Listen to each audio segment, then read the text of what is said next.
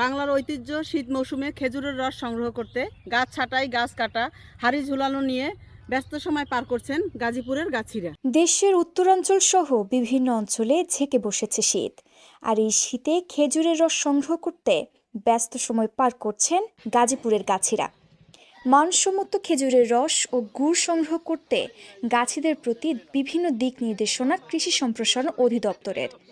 এই শীতে খেজুরের রস দিয়ে তৈরি হয় বিভিন্ন প্রকার পিঠাপুলি, পায়েস, চিতই, ভাপা, কুলি, সেমাই পিঠা সহ বাহারি পিঠা।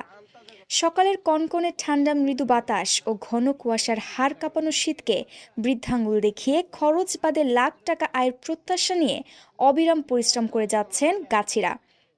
এদিকে শীতকে উপেক্ষা করে দূর দূরান্ত থেকে সারদাগঞ্জ এলাকায় রসপ্রেমীদের উপস্থিতি ছিল চোখ ধাঁধানোর মতো।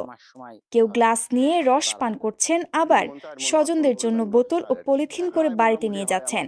5 জন মানুষ কর্মচারী সহ খাটাখাটি করার লাগে, তাদেরকে নিয়ে তাদের হাজিরা মাজিরা দিয়ে তাতে দেখা যায় আমার সিজনে 3 মাসে আল্লাহ দিলে আমার তাও মোটামুটি ভাবে 1 লাখ টাকার মতো ইনশাল্লাহ থাকে আমার। আগত রসপ্রেমীদের সাথে আলাপকালে তারা জানান এখানকার রস ও গুড়ের গুণমান অনেকটাই ভালো। বিলুপ্ত প্রায় খেজুর গাছ রোপণ ও মানসম্পন্ন রস সংগ্রহ করতে গাছিদের প্রতি দিক নির্দেশনা কৃষি কর্মকর্তার।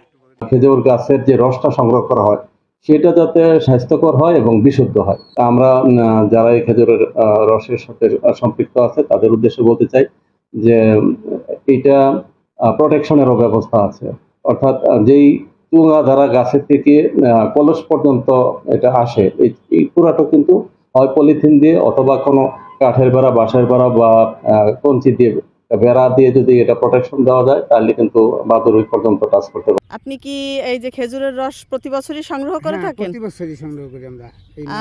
এতে আপনার কি রকমের আয় রোজগার হয়? ধরেন খাইলে মানে 3 মাসে 1050 টাকা থাকে। এতে আপনার সংসার চলে? এখন কি হয়, 3 মাসে সংসার চালাইতে হয় কষ্ট করে। আপনি দৈনিক কতটা গাছ কাটেন? আমি দৈনিক গাছ কাটি 22টা। দৈনিক 22টা কাটেন। এগুলো কোথায় নিয়ে বিক্রি করেন? এটি নেই সাভারে, ওই নবীনগরে, বিভিন্ন এলাকায় বিক্রি করি আমরা। আচ্ছা আচ্ছা। রসটা আসলে অনেক মানে ন্যাচারাল, মানে পানি মিশায় না, মানে ওনার রসটা অন্য জায়গা থেকে অনেক ভালো। তাই আমরা রেগুলারই আসি, এর জন্য আজকেও আসছি। আর 5-7 বছর আগে থেকে আমরা ওনার কাছে আছি। আমাদের সন্ধ্যার সময় আসলে গাছ থেকে নামানো আমরা রস খাইছি ওনার কাছে। তো মোটামুটি ভালো, এই এলাকার ভিতরে অনেক চাইতে ভালো রস কোথাও আমরা পাই নাই।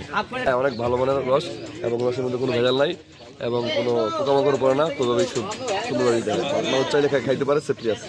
রস খাওয়ার জন্য আসে, সেই দিক থেকে চিন্তা করে উনি রসটা স্বচ্ছ এবং সুন্দর, মানে খাঁটি রস বিক্রি করার মানে তার একটা নিয়ত, এবং সে খাঁটি রসই বিক্রি করে আমার জানাবো। সাবিনা ইয়াসমিনের তথ্যচিত্রে ঐশী মণ্ডল, চ্যানেল 21, গাজীপুর।